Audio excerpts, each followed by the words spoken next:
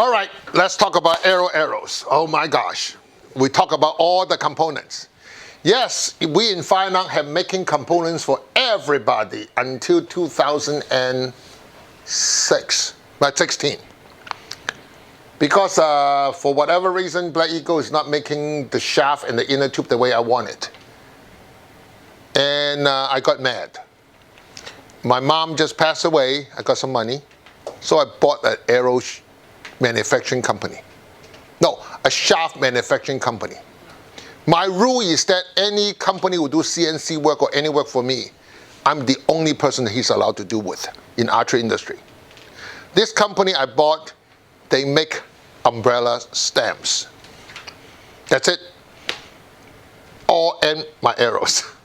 So what is AeroArrows? Okay, let's go a little bit backward in the history of arrows. Arrow first started. People use cedars, people use bamboo. You know why? Because all the carbons are linear. They're not carbon. No, all the carbon molecular inside the fibers are linear. Right, so they are straight. So we will find out that people go in the cedar, the bamboo, they use the raw stalk of the wood, then they go into a better form of bamboo, they go to a really good form of cedar. Do you know that it's actually a really, really, really good arrow are actually made of 6, just like fishing rod, is 6 triangles of cedar wrapped together to form a round tube, just like fishing rods. The really, really good high-end cedar and bamboo rod is actually hollowed. The pieces are like this, 6 of them. So the inside is actually hollowed. Remember I say, hollow flex better than solid. But those arrows, if you look at some Japanese or Korean website, you're gonna pay $3,000 a dozen. But if you're into that, think about it. They are building you a dozen of fly rods in 30 inches. They have to shave each on both ends and wrap them together, impregnated in perfect things, and then wrap them slowly. That's your arrow shaft, in cedar or bamboo. Yes, they cut the bamboo in this shape and wrap them all together, glue them with a hollow hole in it. That's how far they went. Then the Industrial Revolution, we go into aluminum. No doubt, if you look at aluminum arrow, nobody beats Eastern. They are the best because they have the best rolling machine. As a matter of fact, everything we learn about arrow in all the technology, everybody do experiment, is based on aluminum. So a lot of the stuff you talk about, how the spine and so on, the high side, the low side, they are all true as long as it is aluminum. The moment you go to carbon, everything on those things are no longer true. Now later we go into fiberglass, okay? People say, oh, Beeman got carbon arrows. Yes, but it's a carbon fiberglass mix. Then, of course, lately, we go to carbon fiber. Most of the carbon fiber, there's majorly 2 forms. One, this is called carbon fiber thread, okay? The only company who use this is Eastern. Eastern's arrow, like the Access, I believe is based on a 28 different carbon fiber, pulled together, wrapping on a mandrel, is continuous. So if Eastern want to make you a 100 feet long arrow, they can, or even infinite length. They just cut it. So it's a continuous build. But for 99% of the guy, including me, what we do is that we buy a roll of carbon fiber, then we put on a mandrel, we roll on it. And then we went to baking process, cooling process, pull the mandrel out. Ta-da! That's your carbon fiber arrow. Okay, that is the history of the carbon fiber arrow. But in today's carbon fiber usage, you can see that most people build fishing rod, your lacrosse sticks, your golf sticks, your arrow, and also your ski sticks. But then, all of them have one major difference. Let me sort of jig your brain a little bit. Name a piece of parallel tube that we human made that is not tapered but meant to flex. Think through it. before you say anything? Answer, there's none. This is the only thing we human make that's parallel and meant to flex. Every single thing is tapered, isn't it? Your fishing rod is tapered, your lacrosse thing is tapered, your golf club is tapered, even your ski thing is tapered from this side to this side. And you know there's another major factor? There's always one side that is solid. The other side flex. Which side of this is solid? None. When it flies, you got your node and you got the node and you do this in air. So how many of the technology you can learn from this that apply to this? None. So when people tell, oh, I want to find the flexing of this piece. When the arrow fly in the air, which part is anchor? None. The whole thing just flex right here. You got a directional point. That's not even the node is behind it. So that's the reason so many technology that we think of, that we think we understand, the answer is that we don't. Because nobody have spent any time besides me to learning the difference. Think about it. You hold a fishing rod, you find the spine, you align it, you can build the guides. With this arrow being flexed, you need to find which way it flexed. Where's your anchor point? Doesn't have one when it's flying. But you need to imitate what this arrow is when you launch it. That's the only time you got. The moment the arrow left the bow, it's in the air. Think about it. How many of this will have no touching when it's being used? Besides arrow. Okay, what else matters? Do anybody know what that 300, 250, 230, 290, 3 ACC, whatever that is, that number? You know what that number means? It's the spine rating of the shaft. What does that spine rating, that basic 300, you remember? You want to buy an arrow that's 300 spine. The only company sort of screwed up on this is Carbon Express, because Carbon Express named the number by random. They have no meaning to the spine of the shaft. So I think they're changing that now. But everybody say, oh, I need a 300 spine shaft. What does that mean? That means that when you have the arrow suspended 28 inches apart with a weight of 1.94 pounds, the thousandths of an inch that drag down is your spine. That means if you have 300 spine, that means the moment you suspend the arrow from these 2 points, 28 inch apart, with 1.94 pounds, the sag is 300 thousandths. That's a 300 spine arrow. So the higher the number, the softer the shaft. Why is it 1.94 pounds? Because they screwed up. When they ship the thing from US to Euro for the standard, they're thinking pound, not of kilograms. So somewhere along the line, it becomes 1.94 pounds instead of 2 pounds.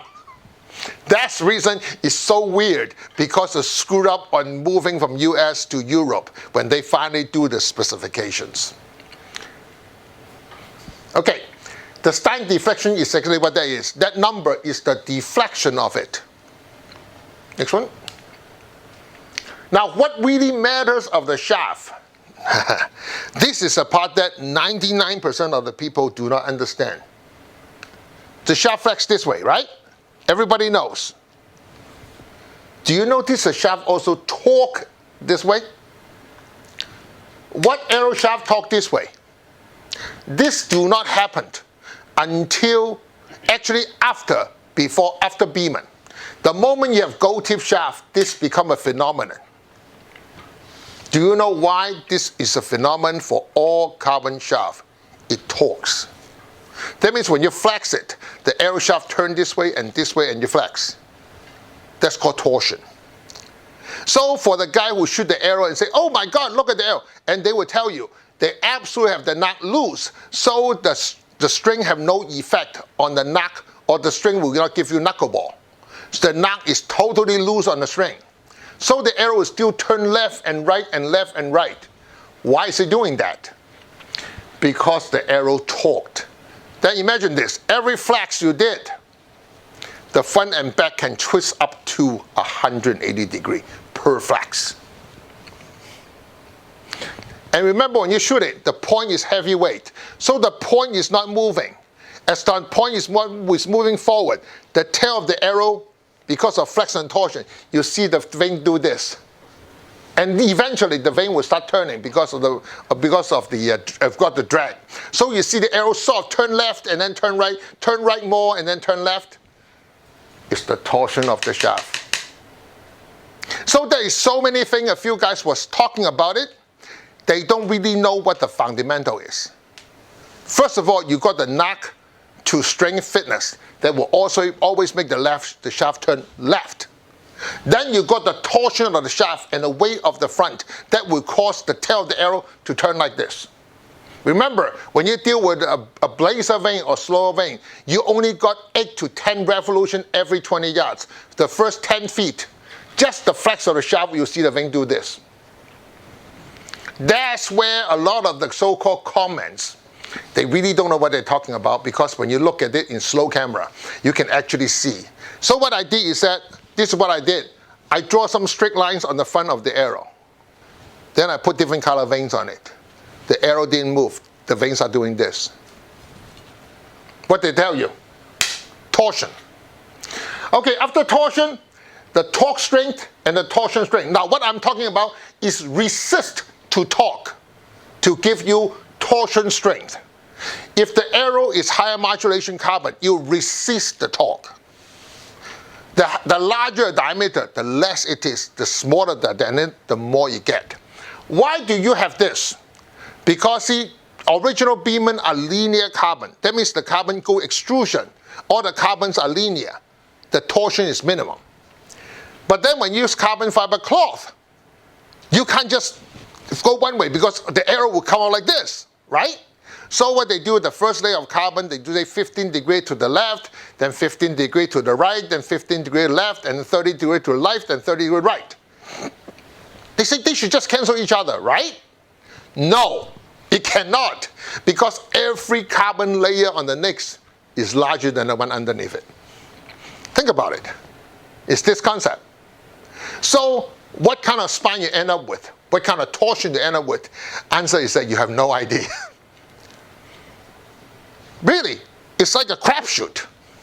From company to company, from batch to batch, the amount of torsion, amount of torque per dozen shaft is exactly what it is. You got a spine number. Do you know what the torque is? No, you have no idea. You know how much it twisted? You have no idea.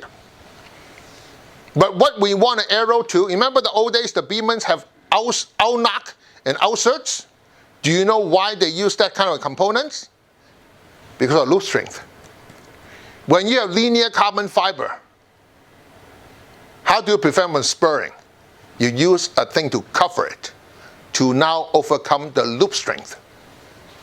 Now you know why beammen use outsurge.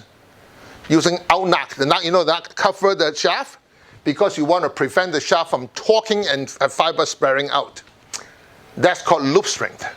Now with the new carbon fiber like we make today, except Eastern, you can see them all have a scheme on it, a copper layer, then you grind away. Because you want to maintain the loop strength. How much the resistance does the arrow have to compress and deform? Another thing, you notice when the arrow shaft flexes, okay? I told you already, it flexes up and down, right? You twist, right? What more? Next shy.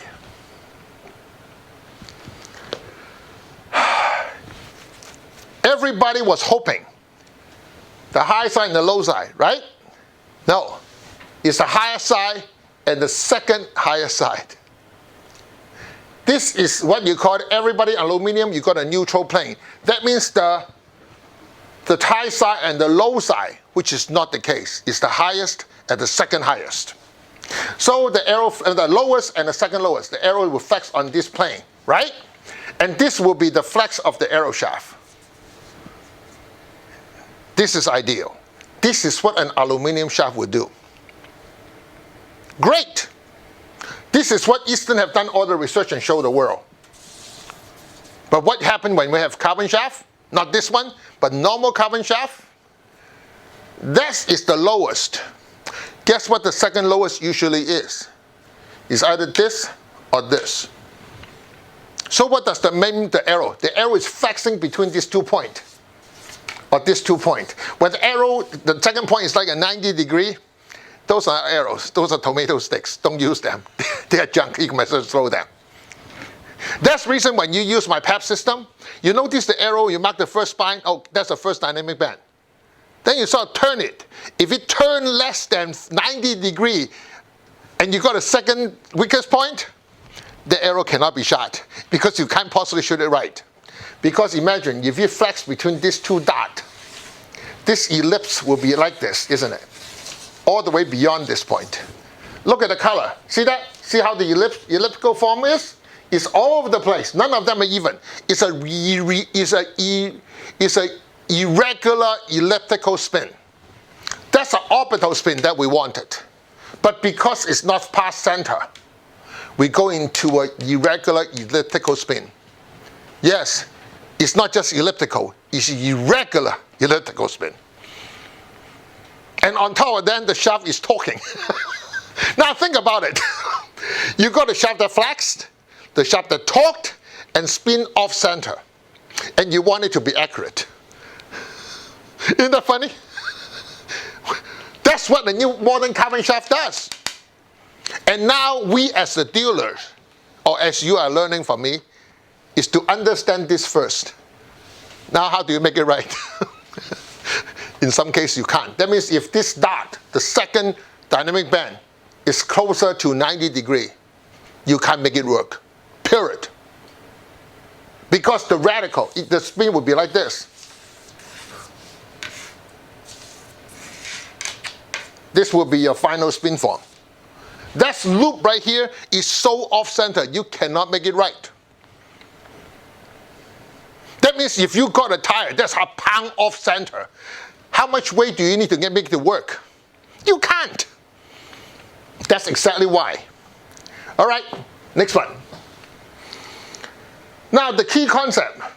Okay, now you see the first dynamic band, that's I show you. When you feel the PAP system, if you do go to 1 point, right? If you slightly feel, you'll feel the second one.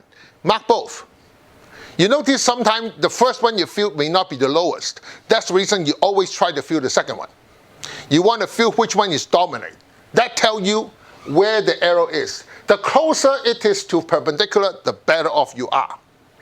But in the case of every carbon arrow, except arrow weave, like your arrow bow 3 that you guys pick, you notice that they are very close to top and bottom. That's the reason they are so predictable. If the arrow shaft is not predictable, go into a wild, irregular elliptical spin. How do you predict it? You can't. If you can't predict it, how the hell did you build it? And build it good? You couldn't. That's where the reason the first dynamic band is so critical. Yes, this is an arrow that I tested result. It got 7 first dynamic band on it, and they are all about the same. How do you spine it? You don't. Because every one of them is about similar. Can somebody do it? Yes. Somebody like a Tim Gillingham shooting this through paper and read the paper? Yes. But that would take about half a day, and you better be like him, like a shooting machine, and able to read the paperwork to find out this is actually not the first one. This is the first one. How many of us are good enough like him? I know I'm not. And how many of us willing to spend a day shooting through paper to spine a dozen arrow? No. How much do you think you need to charge as a dealer to get that done? That's not enough time and money for the dealer, for the customer to pay. So when you see arrow like this, those are designated tomato sticks. They go for the gardening, not for arrows. Okay, that's the reason we make the PAPS system. See that? You notice that the rollers, within Droid, right, the rollers are actually round the crown. Because when you flex the arrow, you want the arrow crowned so that do not have edges. I remember a long time ago when I first go and did, I built actually Lauren Broke Holder, I built him a one using the RAM system, using ball bearings. But it's never great because the ball bearing has square edges on it. That means it's hanging on the edge. And not to mention, every time you put on it, you can't trust the number anymore. Because when the arrow flexes, it's not flexing on a tangent. It's flexing on a point, on the angle. That's the reason the PEP system is so much better. And yes, you're going to use that, put your finger on it. Always use one finger only. Slightly touches, turn the vibration module on. Slowly touch, you feel the first one, mark it. Feel the second one, mark it. Now confirm which one is highest. That's your coughing point.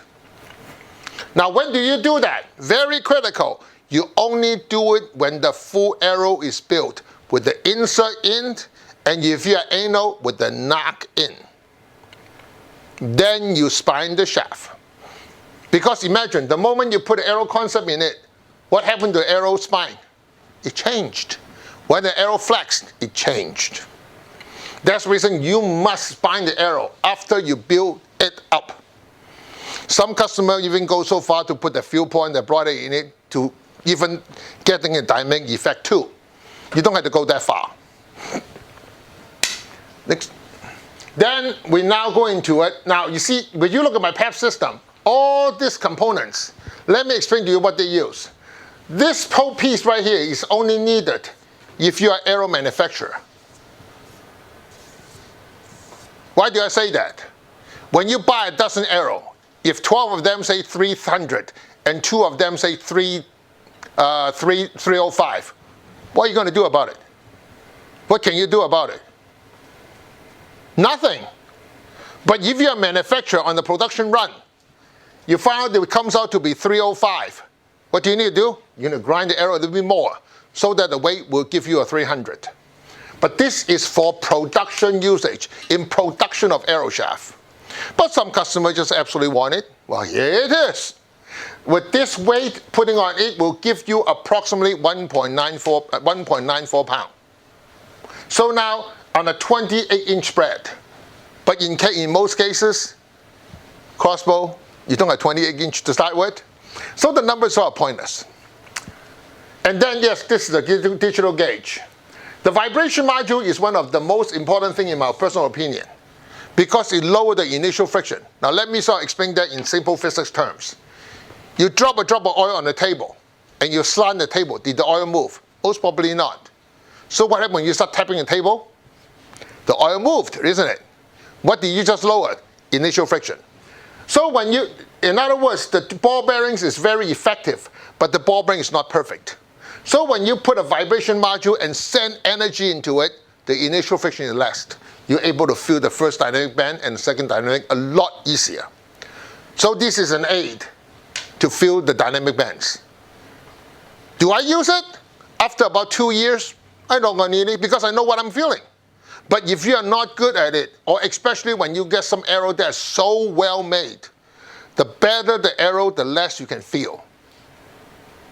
Because then you don't feel it because they're making it so perfect. The first dynamic is obvious. That's the reason you need a vibration module. Now in the case of the laser module, well, why do I make a laser module? Why is it important? The fact is that it is not important. The laser modules are actually a module I left over from the Aeroving jig days. If you sit down on a table and the PAPS is on your chest level, you won't be able to see the top of the vein. Right? So every time you need to sit up and do this and draw. If you're doing 12 arrows, it's not a big deal. But like us, we do about 1,200 dozens a year. When you have to do this every time, it gets tired. So I put the laser on it. So when I mark it, because when you sit down and mark on top, it's very hard to mark on the dead center. But if the laser on it, you can mark the dead center a lot easier because you're dealing with the curvature of a round on your eye level from horizontally. But then you can see a laser on it, then you can just mark on the laser because you can easily mark on this surface or this surface. That's the reason we make the laser. This laser is for lazy people like myself who build a lot of arrows. And of course now, you notice the PAPS roller is totally different from the APS roller. The APS roller is basically a water-cut block of aluminum. That's the reason retail is $25. The PAPS block, you notice the feet is significantly wider. This whole thing is a CNC piece, machine-cut aluminum. And you also have this index line. That tells me this index line will go into your tray, the track, to tell you exactly where the roller top is. You do not have that on this. That's the reason you can see that. This line will tell you exactly. See, you go in it, your PAPS will be right here. So you can say that I'm having 14-inch apart center, 20-inch lock. So this will tell you where the roller is, which is the reason that this is $50 and this is $25. Because this is a CNC piece, the other is not. Now let's bust some myth. Is 1,000 that much better than say 10,000 or 8,000 or 10,000? Answer is that there is no difference if you know how to build. Now, when you're over 10,000, the building, just like if the tire is so much off weight, how much weight do you need to put on tire to make it balance? There's a limit. You don't want to go ahead and put 2 pounds of weight in order to tire balance. That tire is not drivable. So yes, the arrow needs to be reasonably straight. My thought is that anything under 5,000 is good enough. If you really know how to build, 8,000, okay, 10,000, that's marginal. Because just think about it. When you got a cedar arrow or bamboo arrow, what do you think the straighteners is? That's why I'll give you a hint. So, why is straightness in other people's eyes so important? Let me give you some history of how there was the reason behind it. When Gold Tip make their arrows, and everybody say, you only make one arrow. We need different price points. So Marvin say, well, let's group them.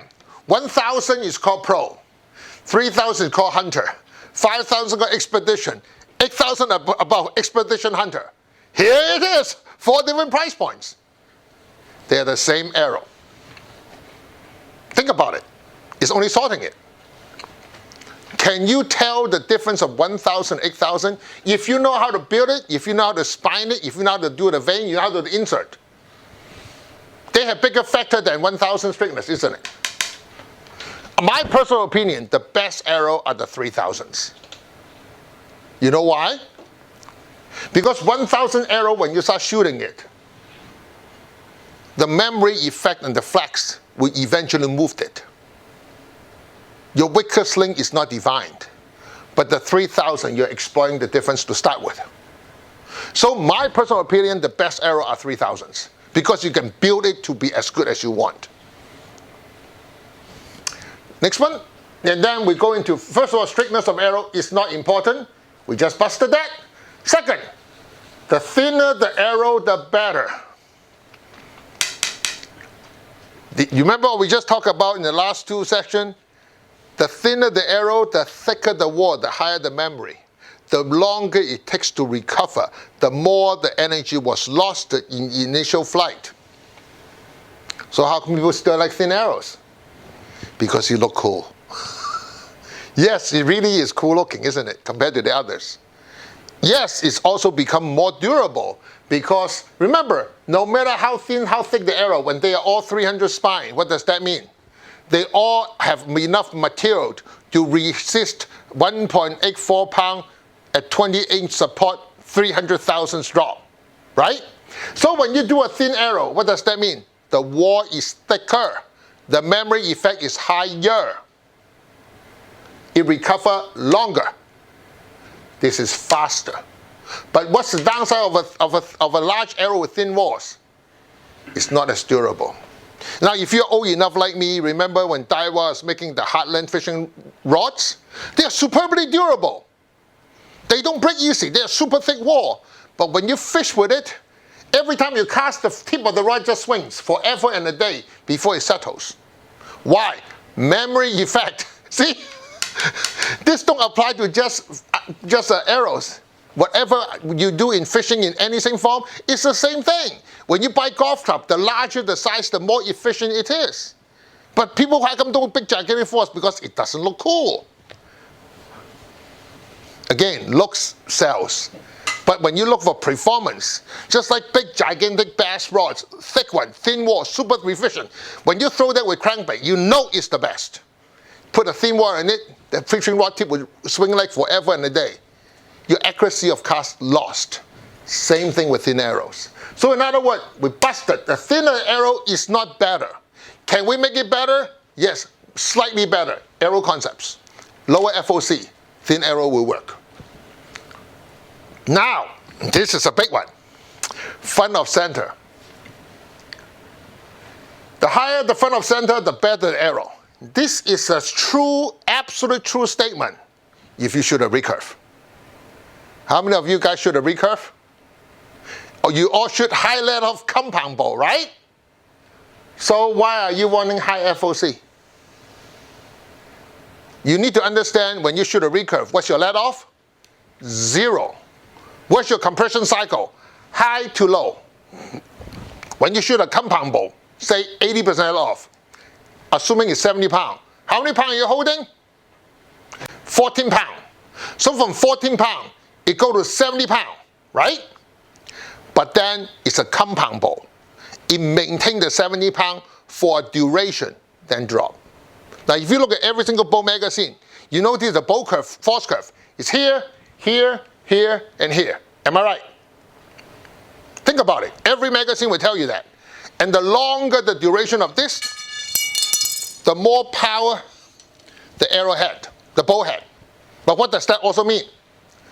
The more power this arrow shaft had to resist. The longer it is, the longer you had to resist. Which means that the higher the spine you have. The higher the let off, the longer the duration, the more the arrow had to suffer. So the higher the let off, the real answer is that you want to lower the front of center so the arrow is will resist the front.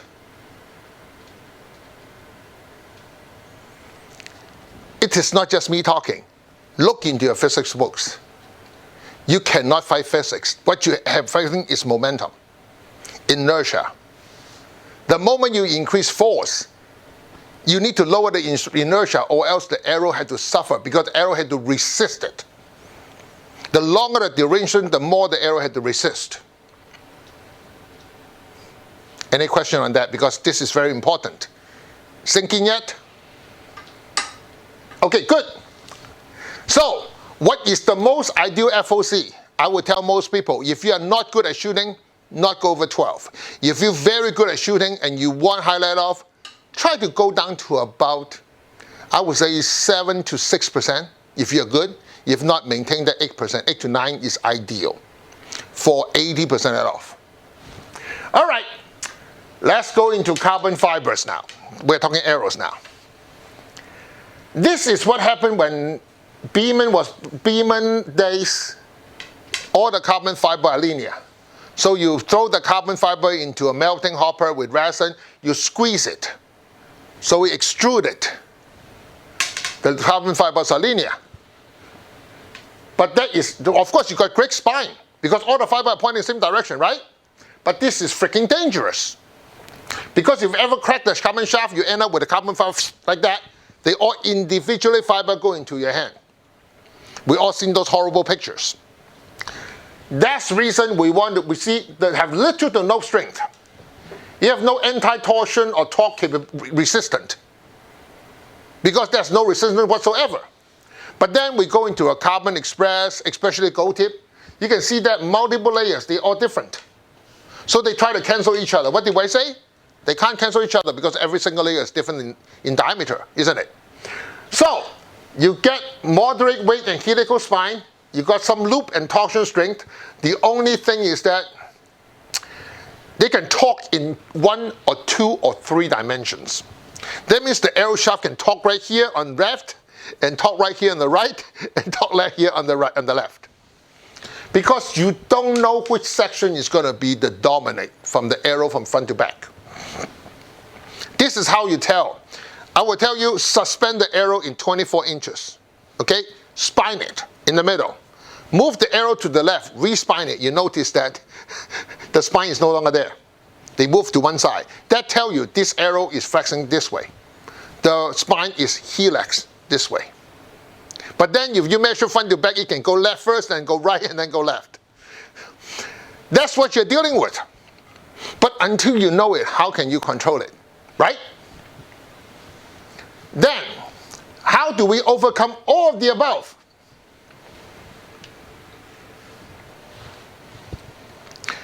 The way thing is that, now you know these are all linear basic carbon.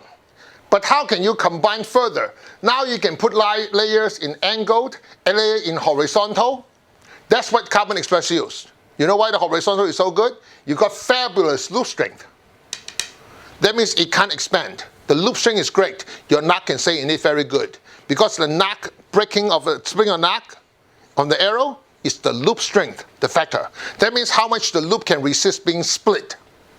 Because the loop is split that you got linear crack. This is the one, this is pretty much the later combination, but if you do this good, this is what Gold Tip did, this is what Carbon Express did. Now we have Firenock. We say, okay, we understand all this. How can we make it work the best we know how? Money, no object. That's what we did. Look at this. Unlike any like Element or a few other so-called weave company, our carbon weave are 1-to-1 ratio. If you think about it, if you look at Elements or some of the carbon fiber are 1-to-2 ratios. 2 width with 1 forward. They are like herringbones. Just like that. See that? 2-to-1 ratio. How do you control this? It looks cool. It doesn't work well. Can you design it to work well? You absolutely could. Now this is what we do. We now use carbon fiber weave. What's the beauty of weave? Fantastic loop strength. Fantastic structural strength. It's sucked in spine strength. So what I did, look at that, the first layer, 90 degree, 180 degree. What do you got? Perfect loop strength, right? You can see how the loop strength will be strong the moment you roll it. The second layer is this form. When you put this 2 layer again, what happened to your torsion? You can't have any, because this is the result. It can't twist this way, it can't twist this way, but you sure can bend this way, right? Because these are no bending resistant. So this 2 layer is to prevent the arrow from torquing. But as we already learned, the absolute best carbon fiber arrow is linear carbon fiber front to back to give me the spine strength. But the spine strength is dangerous. Guess what I did? I put in the 3rd layer. So these 2 layers do nothing to the spinal shaft, but prevent it from torquing and torsion and loop. This is where your spine is. And I support it with the first one in the bottom. So now I got an arrow that is linear spined. No torsion, no torsion, no torque. Fabulous loop strength. With the exact spine I wanted. With a linear spine. That means the spine is straight down. Now, let me teach you how to look at it. When you get every arrow shaft, you want to mark 2 sides and you flex it. 90% of the arrow, you can see that 2 point will twist to one side and the opposite. What you're getting? Torsion. And then when you put it on a spine machine, left and right, you notice the spine will move in one way or the other. What do you have? Helix spines. With this mechanical design, where's your spine? The moment you find it, you know it's linear. You can't torque, it can't twist, it can't break. You got the best of every world. That's what arrow really is. That's the reason you can use it on an arrow boat with the square pair of 1 hole confidently. Because the loop strength is beyond ridiculous on this and this. Make sense now? Think about it. I mechanically designed to address every single problem what you see before. But until you understand those, can you design this? But now you see that why this design is so expensive. Because you have physically taped each together and then roll it. That's how you make fishing rods and how you make carbon. You have each of the layer cut out first, then you tape each of the carbon together, then you put the mandrel on a press, you roll it. And then you put it in an oven, you bake it, you pull the mandrel out, that becomes the shaft. That's how this is made. Our layers also like proportionally like the same, so you can see how much longer it is in comparison to the other ones.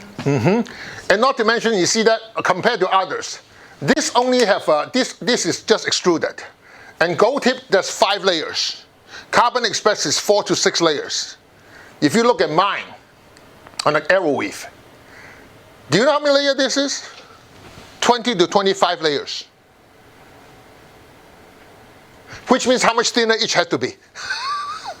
Now, if you know carbon is sold by the feet, not by the pound.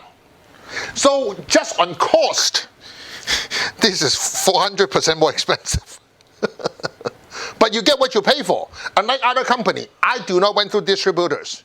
It's me to my dealers. You guys got a lot of margin with me, but you got the best.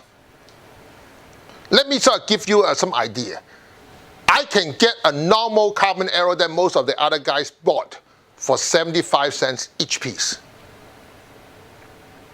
They sell for $165 a dozen. This cost me $4 a piece to build on material. So this is 500% more expensive. But then, as I said, I don't sell a lot.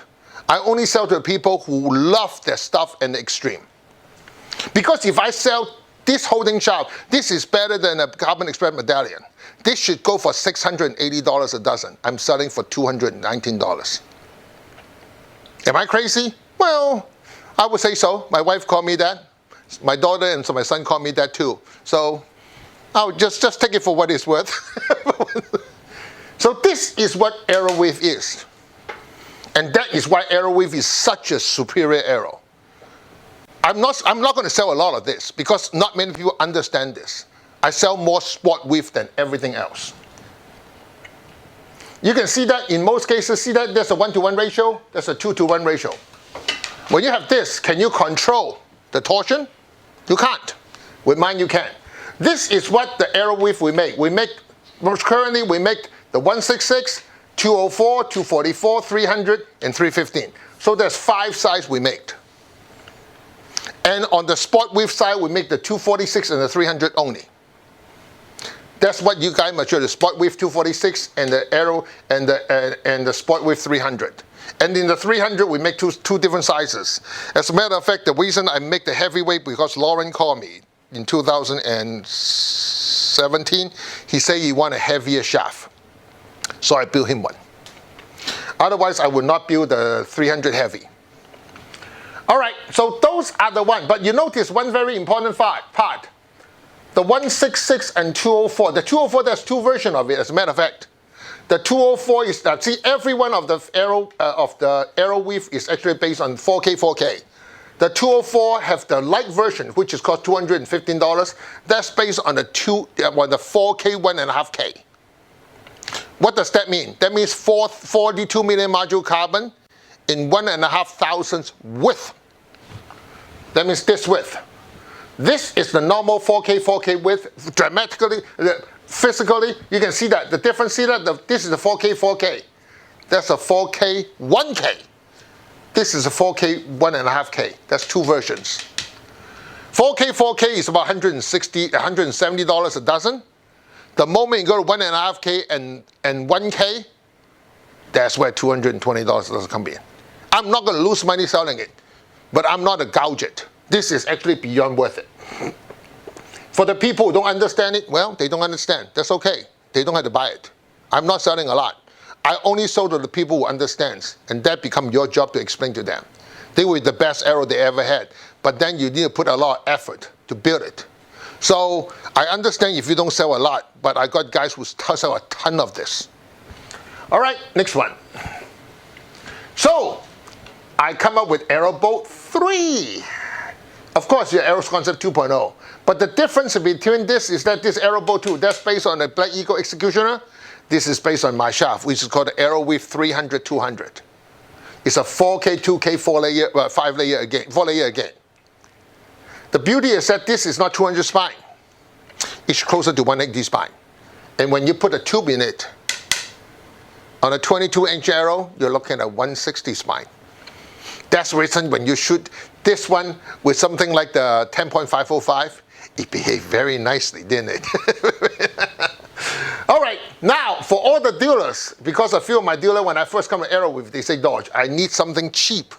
I need something decent. Make me some.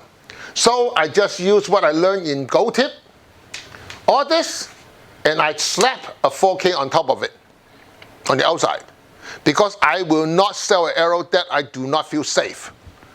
A 4K weave on the outside will guarantee you loop strength. That means when you break the arrow will cling back in pieces. A normal sport weave will break in 5 pieces. An arrow weave will break in 7 pieces on a 32-inch shaft. All clean cut. Think about it. Isn't it just like tempered glass? It is. The concept is identical. Because the last thing you want is an arrow to break and the fiber spur. But you got print break. It's pretty easy to manage. At least you will not have to find a twister to pick each fiber off your hand. You got one tube, you're done. Not saying that it's good, but the alternative sucked big time. Does it make sense? Still there, 15 degree, 15 degree, 15 degree, 15 degree, and arrow weave. That's what a sport weave is. And it's only like to dealers. Yeah, only certified and trained dealer can buy this, which means you guys can buy this now. Which is the 246. You know, this is not a bad shaft because the spine is so high. It's at 200. It's a very reasonable price for $89.95 for a dozen. Retail, you can't go wrong with this. Because two of my dealers absolutely want me to make this because they say, I say, just go buy my Black Eagle. They are not bad. He said, Dodge, it's not yours. I say, but their shaft, I designed that, I spec that long time ago. Nothing wrong with it. Well, if your customer talk, you have to listen sometime.